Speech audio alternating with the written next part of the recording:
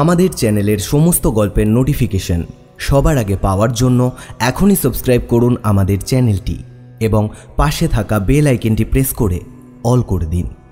Horrible উইকেন্ডে আজ আপনাদের জন্য বৈশালী দাশগুপ্ত নন্দীর লেখা গল্প মারিচ মারিচ জঙ্গলে। আজকের গল্পটি আমরা নিয়েছি নরকের দ্বার খোলা দ্বিতীয় খণ্ড থেকে। আজকের গল্প পাঠে এবং গল্পের সূত্রধর আমি অতনু। শুরু হচ্ছে মারিচ মারিচ জঙ্গলে। মারিচ মারিচ জঙ্গলের মাথায় তখন রূপোর থালার মতো চাঁদ উঠেছে। যতদূর চোখ যায় এই উঁচু টিলাটার নিচের পৃথিবী ঝিমঝিমে অন্ধকারে ডুবে আছে।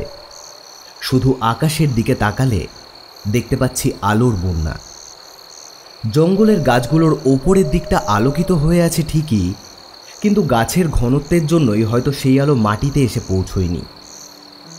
আমাদের রিসর্টটার সামনের লনটা দিয়ে হেঁটে খানিকটা গেলেই খাড়া খাদ নেমে গেছে টিলার গা বেয়ে। যদিও পাহাড়ের মতো নয়, তবু উচ্চতা খুব কমও নয়। আজ সকালে আমরা দুই বন্ধুতে এখানে এসে পৌঁছেছি। এরকম দুম করে সপ্তাহের মাঝখানে অফিস কামাই করে চলে আসার কারণ আজকের রাত্রিটা উপভোগ করা। আজ ফাল্গুনী পূর্ণিমা। আজকের রাতে নাকি মারিচ মারিচ সবচেয়ে মোহময় হয়ে ওঠে। সপ্তাহের মধ্যে এসে পড়ায় এখানে পর্যটকও প্রায় নেই বললেই চলে। আমাদের রিসর্টে শুধু আমি, আমার বন্ধু সুমিত আর আমাদের পাশের ঘরে হেমেন বাবু। এই খোট্টার দেশে একজন ছাপোষা ভেতো বাঙালির দেখা পেয়ে আমরা বেশ অবাকই হলাম। সত্যি বলতে বাঙালিরা এখনো সেভাবে মারিচ মারির খবর জানে না।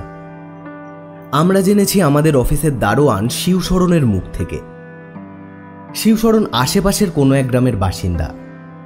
এখানকার নানান গালগপ্প শোনায় প্রায়ই। সেসব ছেঁকে নিয়ে সার পদার্থ যেটুকু পেয়েছি তাতে এখানে আসার জন্য আমরা উদ্গ্রীব হয়ে উঠেছিলাম। হেমেনবাবু শুনলাম কলকাতার সরকারি অফিসের কেরানি। একা মানুষ, বিয়ে থা করেননি, প্রায় এভাবে বেরিয়ে পড়েন একা একা। আজ দুপুরে খেতে গিয়ে ওর সঙ্গে আলাপ হলো। আমরা ঠিকই করেছিলাম আজ রাতে ডিনারের পর মারিচ মারিচ জঙ্গলের আশপাশটা একটু ঘুরে দেখব। পূর্ণিমার রাতে সাদা জ্যোৎস্নায় কি অপরূপ রূপ নেবে মারিচমারি, তা ভেবেই আমাদের শিহরণ জাগছিল। খেতে বসে আমাদের এই আলোচনা শুনে প্রায় যেচেই আলাপ করলেন হেমেনবাবু। উদ্দেশ্য রাতের অভিযানে আমাদের সঙ্গ নেওয়া। এর আগেও প্রায় 12-5 পূর্ণিমায় মারিচমারি এসেছেন হেমেনবাবু, কিন্তু একা হওয়ায় কোনোবারই সাহস করে উঠতে পারেননি জঙ্গলে ঢোকার। জ্যোৎস্না রাত্রিতে রিসর্টের আশেপাশে ঘোরাফেরা করেই ফিরে আসতে বাধ্য হয়েছেন। তাই এবার আমার আর সুমিতের কথোপকথন শুনতে পেয়েই ঝাঁপিয়ে পড়েছেন সঙ্গী জোটার আশায়।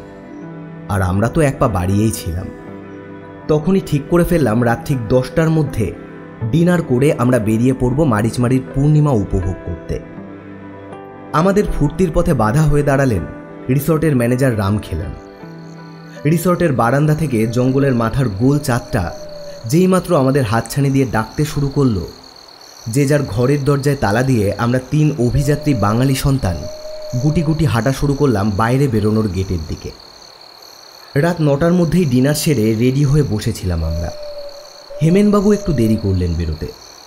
তাড়াতাড়ি বেরোতে যাব, ম্যানেজার বাধা দিলেন। কাহা যা রহে হে সাহাব। আমি একটু বিরক্ত হলেও ওকে পুরো ব্যাপারটা জানালাম। শুনে ওর মুখে যে ভয় মেশানো বিস্ময়ের ভাবটা ফুটে উঠল, সেটা আমাদের বেশ অবাক করল। এবার ওর কথা থেকে যা আবিষ্কার করলাম সেটা অনেকবার শুনেছি শিবশরণের মুখে। মারিচমারির জঙ্গল একটা সময় বেশ ভয়ের কারণ ছিল স্থানীয় মানুষের কাছে। এই জঙ্গলে বাস ছিল এক কুখ্যাত ডাকাতের, শিবা ডাকাত। সে তার দলবল নিয়ে ওত পেতে থাকত। জঙ্গলের আশপাশ দিয়ে কাউকে যেতে দেখলেই ঝাঁপিয়ে পড়ে শুধু লুটই করত না, তার মুন্ডুটা কেটে নিয়ে যেত। শোনা যায় জঙ্গলের কোনো এক গভীরে সেই ডাকাতের প্রতিষ্ঠিত এক মন্দির আছে।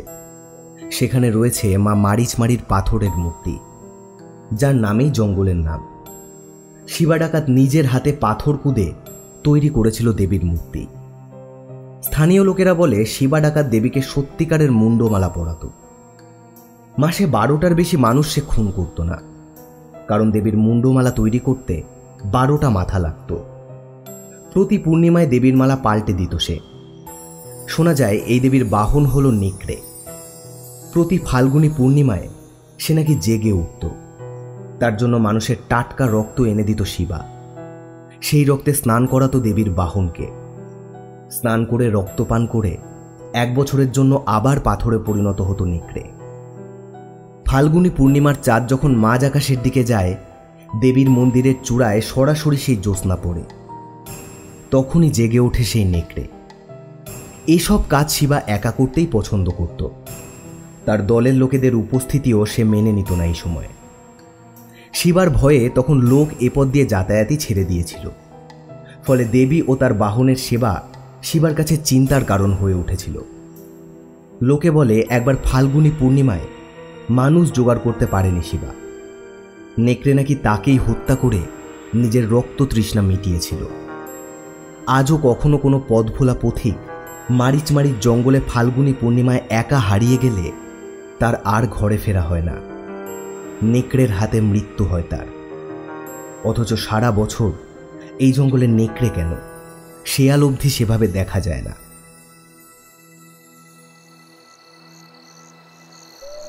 এসব শুনতে শিহরণ জাগে ঠিকই, কিন্তু যতই রোমাঞ্চকর হোক না কেন বিশ্বাসযোগ্য নয়।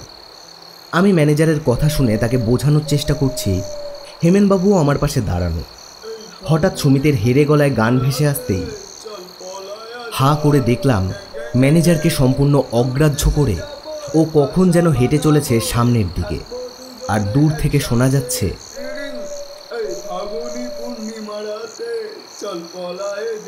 কেন যেন বেদম হাসি পেয়ে গেল। মুখটা আড়াল করে শুধু বললাম, আমরা বেশি দূর যাব না, এই একটু কাছেই। এরপর ম্যানেজার আর বাধা দেওয়ার চেষ্টা করেননি। শুধু আমার মুখের দিকে কয়েক সেকেন্ড তাকিয়ে বয়স্ক ভদ্রলোকটি বললেন, আপনার খেয়াল রাখনা বেটা, বলে নিজের গলা থেকে একটা লাল কারে বাঁধা তাবিজ খুলে পরিয়ে দিলেন আমার গলায়। অজানা অচেনা মানুষটার জন্য এক ধরনের মায়া হলো মনে। গল্পগুলো ভুলভাল সন্দেহ নেই, কিন্তু জঙ্গলের রাস্তায় ঢোকার মুহূর্ত পর্যন্ত আমাদের 3 জনেরই বাক্যি হয়ে গিয়েছিল। পরিবেশের অবদান নিঃসন্দেহে। গা ছমছমে নিঃশব্দ পথ চাঁদের আলোর বন্যায় ভেসে যাচ্ছে। কতক্ষণ হাঁটছি জানি না। এ রাস্তায় ঢোকার আগে অবধি সুমিতের হেরে গলায় গান শুনছিলাম, কিন্তু মিনিট 15 হলো ওর মুখে কথাটি নেই। কোথাও কোনো শব্দ নেই, এমনকি ঝিঝি পোকারাও বোধহয় ডাকতে ভুলে গেছে। এত শুনশান নীরবতায় আমরা শহরের মানুষ অভ্যস্ত নই। শব্দ বলতে মাঝে মাঝে হেমেনবাবুর নাক টানার শব্দ। ভদ্রলোক ক্রনিক অ্যালার্জির পেশেন্ট। কথা নেই বার্তা নেই নাক টানা শুরু হয়ে যায়। খানিকক্ষণ হাঁটার পর হেমেনবাবু বলে উঠলেন, একটা গন্ধ পাচ্ছেন মশাই, একটা পচা গন্ধ। আমি আর সুমিত দাঁড়িয়ে বারবার নাক টেনে শুকতে লাগলাম, কিন্তু কোথায় কি তেমন কোনো গন্ধই তো পেলাম না। হেমেনবাবু ততক্ষণে বেশ কিছুটা এগিয়ে গেছেন। আমি আর সুমিত যে দাঁড়িয়ে পড়েছি তাতে যেন তার কিছু আসে যায় না। আমি সুমিতকে টানতে টানতে কিছুটা এগিয়ে এলাম। একটা ফোঁস শব্দে টের পেলাম হেমেনবাবু নাক টেনে টেনে হয় সর্দি পরিষ্কার করার চেষ্টা করছেন, নয়তো কোনো গন্ধ শুকছেন। কি করছেন বলুন তো? আমি একটু কড়া গলায় প্রশ্নটা করলাম। উনি চমকে উঠে আমার দিকে চাইলেন, তারপর করুণ স্বরে বললেন, মাইরি বলছি, এখানেই ধারে কাছে কোথাও মন্দিরটা আছে। আমি মানুষ পচা গন্ধ পাচ্ছি। দেবীর মুন্ডমালা বদলানোর সময় হয়ে গেছে। ওর বাহুতে চেপে বসা আমার আঙুলগুলো আলগা হয়ে গেল।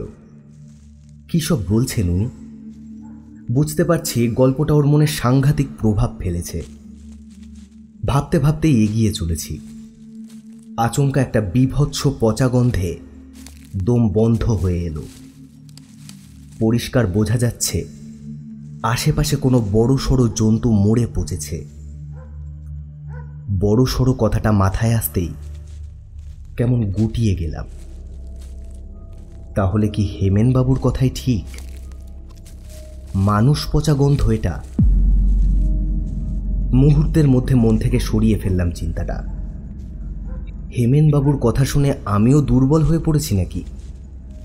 নিশ্চয়ই জঙ্গলের ভেতর কোনো গরু মোষ মরেছে, এতে আর আশ্চর্য কি?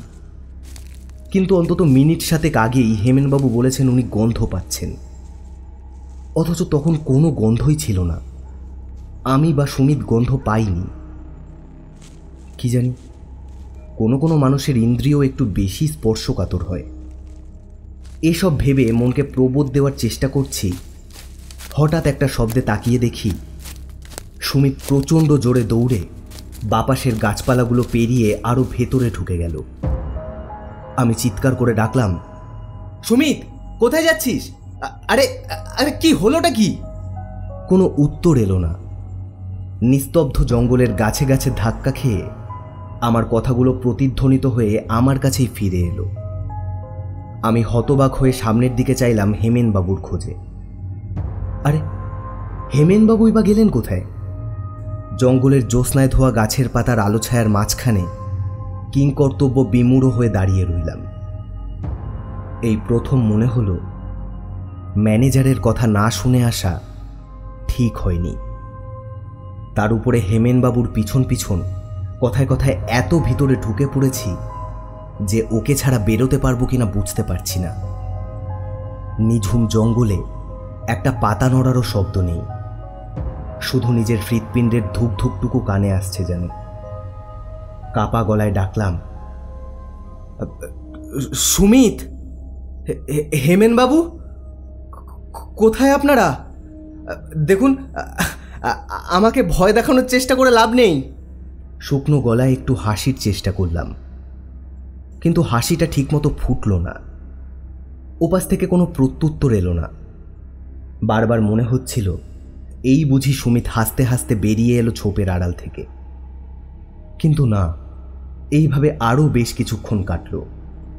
এবার এখান থেকে ফেরার উদ্যোগ নিতে হয়। হাতঘড়ির দিকে তাকিয়ে দেখি রাত 12টা 5 বেজে বন্ধ হয়ে গেছে। সেকেন্ডের কাঁটাটা স্থির হয়ে আছে। এতক্ষণ ঘড়ির দিকে তাকাইনি, তাই এখন কটা বাজতে পারে সে সম্পর্কে কোনো ধারণা পাচ্ছি না। যেভাবেই হোক এখান থেকে বেরিয়ে রিসর্টে খবর দিতে হবে। হেমেনবাবু আর সুমিতকে খোঁজার জন্য লোকজন নিয়ে আসা দরকার। কিন্তু রাস্তা খুঁজতে গিয়ে যদি পথ হারিয়ে ফেলি? যদিও শুনেছি এ জঙ্গলে তেমন হিংস্র জন্তুর ভয় নেই, তবু রাত বিরেতে একা জঙ্গলে হারিয়ে যাওয়াটা খুব আনন্দের অনুভূতি বয়ে আনবে না। কোনো রকমে মনে সাহস সঞ্চয় করে পেছন ঘুরলাম, আর প্রায় সঙ্গে সঙ্গেই আটকে উঠে পিছিয়ে এলাম। কখন যেন সুমিত নিঃশব্দে এসে আমার পিছনে দাঁড়িয়ে আছে। বনজ্যোৎস্নার আলোয় ওর চোখে ঝিলিক দেওয়া কৌতুকটা চোখে পড়ছে, কিন্তু ওর চেহারায় কিছু একটা পরিবর্তন ঘটেছে, সেটা ধরেও ধরতে পারছি না। আর তার সময়ও নেই।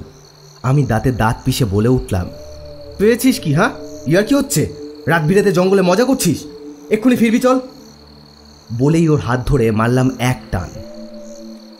টান মেরেই আবার হা করে তাকালাম।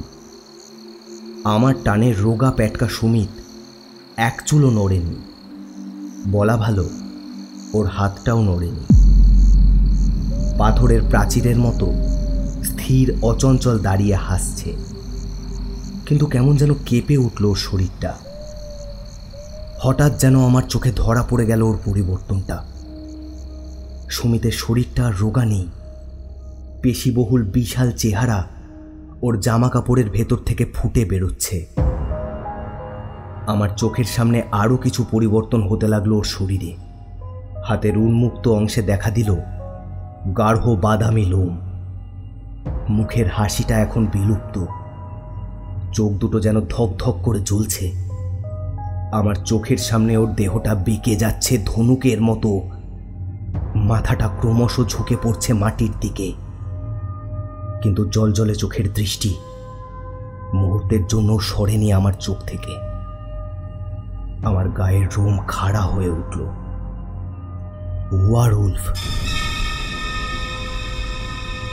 প্রচুর বিদেশি ফিল্মে দেখার সুবাদে সুমিতের পরিবর্তনটা চিনতে আমার দেরি হয়নি, কিন্তু সুমিত গত 8 মাস ধরে আমাদের অফিসে কাজ করছে সুমিত। তার মধ্যেই গোটা 3 জায়গায় ওর সঙ্গে বেড়াতে গেছি আমি, কিন্তু এরকম অদ্ভুত দৃশ্যের সাক্ষী হইনি কখনো। নড়বার ক্ষমতা হারিয়ে ফেলেছি, নিজের চোখের ওপর বিশ্বাস হারিয়ে ফেলেছি। ফিল্মে দেখা একরকম, আর বাস্তবে চোখের সামনে এ দৃশ্য যে কতটা অস্বস্তি তৈরি করে তা না দেখলে বোঝানো সম্ভব নয়। ছুচলো মুখটা আকাশের দিকে তুলে রূপোর থালার মতো চাঁদটাকে একবার দেখে নিল সুমিত। কিন্তু সুমিত, একে কি আর সুমিত বলা যায়? এখন সম্পূর্ণ একটা পূর্ণবয়স্ক নেকড়েতে পরিণত সে। চাঁদটাকে দেখেই মুখ উঁচু করে রক্ত জল করা এক হুঙ্কার ছাড়ল প্রাণীটা।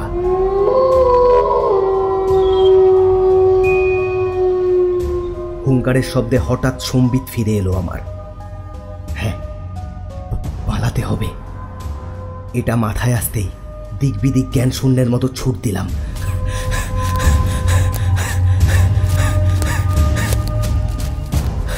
ছুটতে ছুটতে কোথায় চলেছি জানি না। নেকড়ের হাতে প্রাণ খোয়ানোর কোনো ইচ্ছে নেই আপাতত, তাই অন্তত রাতটুকু গা ঢাকা দিয়েই থাকতে হবে। বেশ কিছুক্ষণ দৌড়ানোর পর থামলাম। আর দম নেই, আর এক পাও দৌড়ালে আমার হৃৎপিণ্ড ফেটে যাবে। ধপ করে বসে পড়লাম মাটির উপর।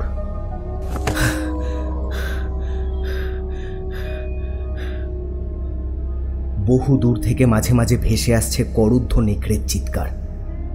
চিৎকার শুনে মনে হচ্ছে নেকড়েটা আমার ধারে কাছে অন্তত নেই। এখন যদি আমার সামনে এসে দাঁড়ায় ওঠা, আমার পালাবার শক্তি নেই। মনে প্রাণে মা কালীকে স্মরণ করছি। বিপদে না পড়লে ভগবানের শরণাপন্ন হই না আমি, তাই আমার প্রার্থনায় আদৌ কোনো জোর আছে কিনা জানি না। তবে কয়েক মিনিটের মধ্যে আমার পিছনের ঝোপের আড়াল থেকে একটা চেনা শব্দ পেয়ে প্রাণে জল এলো। হেমেন বাবু। ওকে দেখতে পাচ্ছি না বটে, কিন্তু ওর নাক টানার শব্দ কানে আসছে। আমি পাগলের মতো ডেকে উঠলাম, হেমেন বাবু, কোথায় আপনি? আমাকে বাঁচান। খসখসে গলায় উত্তর এলো, ভয় পাবেন না মশাই, ভয় পাওয়ার কিছু নেই, এদিকে আসুন। দেহটাকে কোনো ক্রমে টেনে নিয়ে ঝোপগুলোর পিছনে গিয়ে দেখি হেমেনবাবু ঝোপের ওপর হুমড়ি খেয়ে কি যেন করছেন। ওর পিঠের অংশটুকু উঁচু হয়ে রয়েছে। আমি কিছুক্ষণ অপেক্ষা করার পর বলে উঠলাম, কি করছেন হেমেনবাবু? এখন এসবের সময় নেই। আপনি জানেন না আমরা কতখানি বিপদে পড়েছি। আমার কথা শেষ হবার আগেই ঠোঁটে একটা আঙুল চেপে ধরা গলায় হেমেনবাবু বলে উঠলেন, একদম কথা নয়। দেখছেন না, ওই মন্দিরের চূড়ায় চাঁদের আলো সরাসরি এসে পড়েছে। সময় হয়ে গেছে। এখানেই রেখেছিলাম ওটা, এক্ষুনি পেয়ে যাব। বলে আবার ঝোপের মধ্যে কি যেন খুঁজতে শুরু করলেন। হেমেনবাবুর কথার বিন্দু বিসর্গ উদ্ধার করতে না পারলেও অসহায়ের মতো ইতিউতি চোখ চালাতে শুরু করলাম। না জানি কোথায় নিঃশব্দে বিপদ এসে থাবা গিরে বসে আছে। এদিক ওদিক তাকাতেই হেমেনবাবুর কথা কিছুটা স্পষ্ট হলো। আমার ঠিক ডান পাশে একটা মন্দিরের ভগ্নস্তূপ, প্রায় পুরোটাই ভাঙাচোরা। শুধু ত্রিকোণাকার চূড়ার মাথায় একটা বিরাট ত্রিশূল সোজা উঠে গেছে আকাশের দিকে। এই মুহূর্তে চাঁদ ঠিক মন্দিরের ওপরের আকাশে, এবং চাঁদ থেকে একটা অপার্থিব আলোর রশ্মি নেমে এসেছে ত্রিশূলের মাথায়। কোন ধাতু ব্যবহৃত হয়েছিল ত্রিশূল বানাতে জানি না, কিন্তু চাঁদের আলোয় এত বছর বাদেও ওটা ঝকঝক করছে। মনে পড়ে গেল শিবশরণ আর ম্যানেজার রামখেলেনের মুখে শোনা একই গল্প। এখন আর গল্প বলা যায় না, অন্তত নিজের চোখে দেখার পর। প্রতি ফাল্গুনী পূর্ণিমার চাঁদ যখন মাঝ আকাশে ওঠে, তখনই জেগে ওঠে দেবী মারিচমারির বাহন নেকড়ে। আমি নিজে দেখেছি তাকে জাগতে আমার বন্ধুর মধ্যে।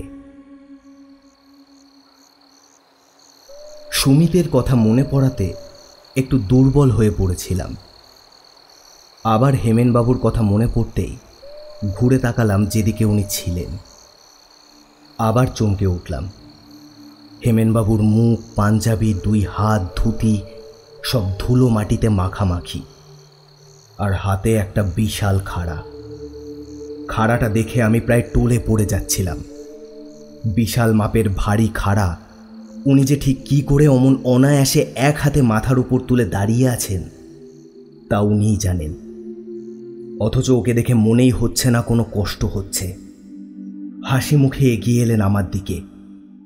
এটাই খুঁজছিলাম, আর কোনো ভয় নেই। আমি তখনও হাঁ করে চেয়ে আছি দেখে আবার বললেন, কিছু বুঝতে পারছেন না তো? পারার কথাও নয়, চলুন হাঁটতে হাঁটতে বলি।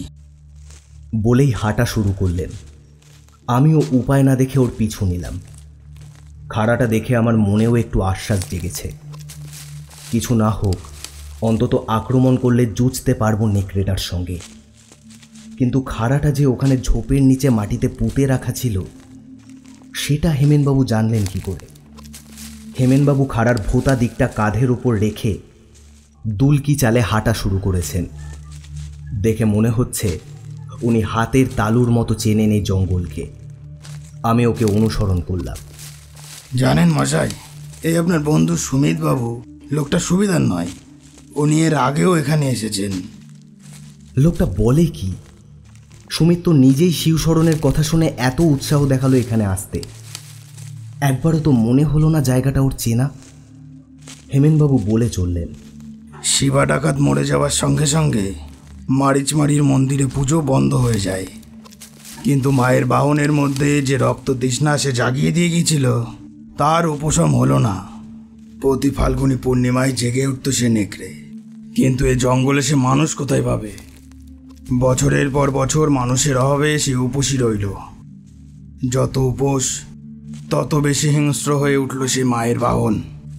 বহুদিন গেল, আস্তে আস্তে মানুষের মধ্যেকার ভয় কমতে শুরু করলো। 1-2 করে আবার যাতায়াত করতে শুরু করলো এই জঙ্গল দিয়ে, কখনো কখনো না জেনে ফাল্গুনী পূর্ণিমাতেও। বহুকাল পর আবার পেট ও মন ভরল নেকড়ের, কিন্তু 2-4 বার এমন হতেই আবার মানুষের মনে ভয় ঢুকে গেল।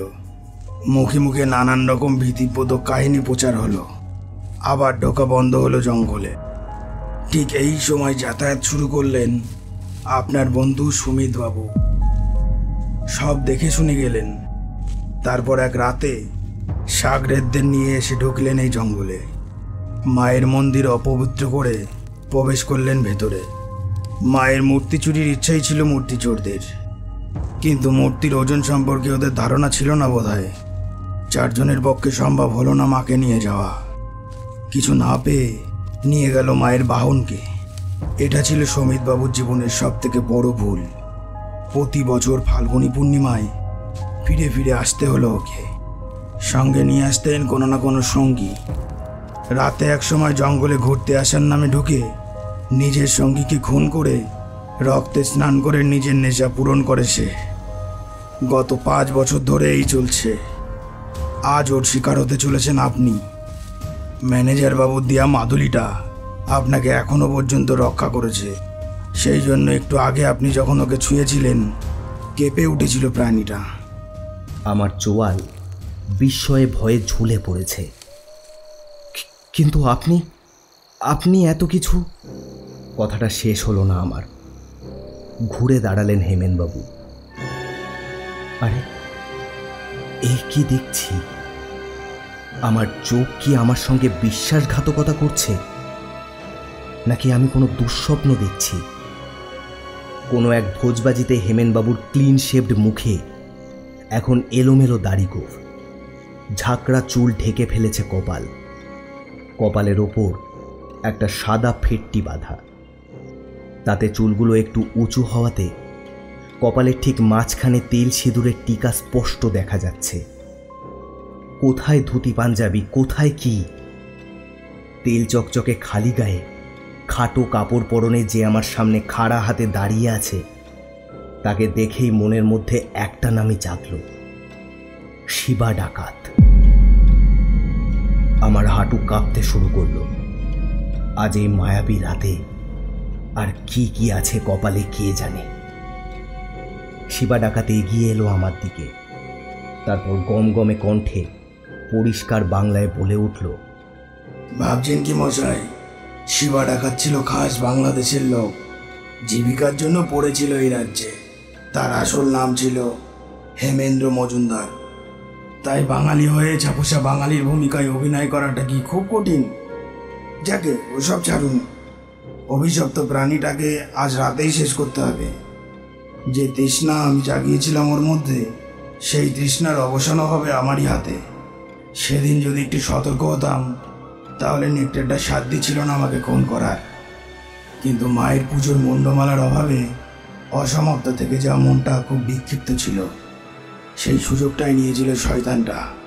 কিন্তু আর নয়, আজই ওর শেষ দিন। মা মারিচ খাড়া ছাড়া আর কিছুতেই মরবে না ও। প্রতি পূর্ণিমার মতো সেই রাতেও মায়ের খাড়াটা আমি লুকিয়েছিলাম ঝোপের নিচের মাটির তলায়।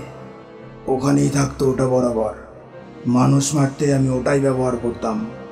শুধু পূর্ণিমার পুজোর সময় মায়ের হাতে দিতাম ওটা। যাই হোক, সময় আর বেশি নেই। একটা কাজ করতে হবে আপনার। মাধুরীর ভয়ে শয়তানটা সামনে আসতে পারছে না। ওটা খুলে ফেলতে হবে গলা থেকে। কোনো ভয় নেই আপনার, আমি আছি। বলতে বলতেই এক হ্যাচকা টানে আমার গলা থেকে লাল সুতোয় বাঁধা মাদুলিটা ছিঁড়ে এনে দূরে ছুঁড়ে ফেলে দিল শিবা ডাকাত। অর্থাৎ শেষ বর্মটুকু আর নেই আমার দেহে। কয়েক মিনিট দুজনেই মুখোমুখি স্থির দাঁড়িয়ে রইলাম। তারপর একটা মৃদু সরসর শব্দ কানে এলো আমার পিছন থেকে।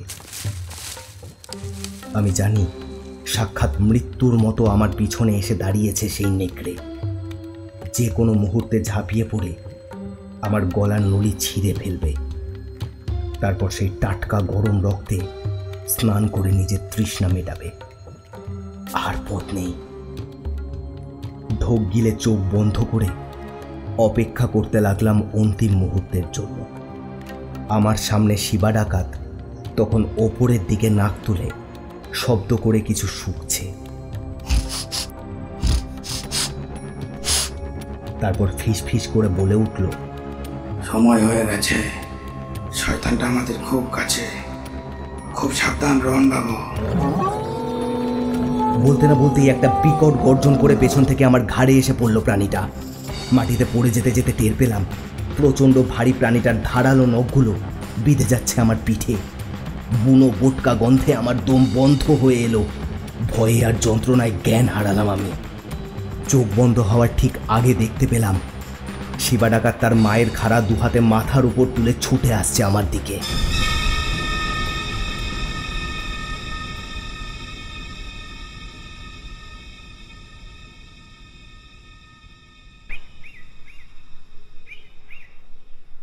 জ্ঞান ফেরার আশা নিয়ে জ্ঞান হারাইনি, তবু জ্ঞান ফিরল। তখন বেলা বেড়ে চারিদিকে প্রখর রোদ। আমি শুয়ে আছি রিসর্টের লনের বেঞ্চে। আমার চারিদিকে অন্তত জনা আটেক লোক। একটু সুস্থ হয়ে ম্যানেজার বাবুর কাছে জানলাম সুমিতের গলা কাটা দেহ পাওয়া গেছে জঙ্গলের মধ্যে, কিন্তু মাথার কোনো সন্ধান মেলেনি এখনো। আমি মনে মনে ভাবলাম, আমি জানি কোথায় সুমিতের মাথা। মা মারিচমারির মন্দিরে ঢুকলেই দেখা যাবে মায়ের গলায় মুন্ডমালা পরানো হয়েছে। কত বছর বাদে মায়ের উপাসক তার স্বাদ মিটিয়ে পুজো দিয়েছে। বাইরের পৃথিবীর জানার দরকার নেই এই সত্য। আমি নিজেকে একটু সামলে নিয়ে ম্যানেজার বাবুকে তার মাদুলির জন্য ধন্যবাদ দিলাম। তারপর জিজ্ঞেস করলাম, হেমেন বাবু কোথায়? ম্যানেজারের কপাল কুঁচকে উঠল। হেমেন বাবু কন? আমি অবাক হয়ে বললাম, হেমেন বাবুকে চিনতে পারছেন না? আমাদের পাশের রুমে উঠেছেন, কাল রাতে আমাদের সঙ্গেই বেরোলেন তো। ম্যানেজার বাবু আরও অবাক হয়ে বললেন, पर इस नाम की कोई बोर्डर हमारे रिसोर्ट में नहीं है साहब, और अब के बगल के कमरा तो खाली है। अब आप लोगों के अलावा यहाँ और कोई बोर्डर नहीं है। चाहे तो आप हमारे रजिस्टर देख सकते हैं। और कल तो आपके साथ सुमित बाबू ही थे, तीसरा कोई नहीं था। আমার আর দেখার প্রয়োজন ছিল না। একটু সুস্থ হয়ে সেদিনই কলকাতায় ফিরেছিলাম, আর ওখানে নয়। কি জানি, হয়তো এবার থেকে প্রতি রাতেই দুই শক্তিশালী প্রতিস্পর্ধী মেতে উঠবে রক্তের খেলায়। কিছু রহস্য থাকাই ভালো।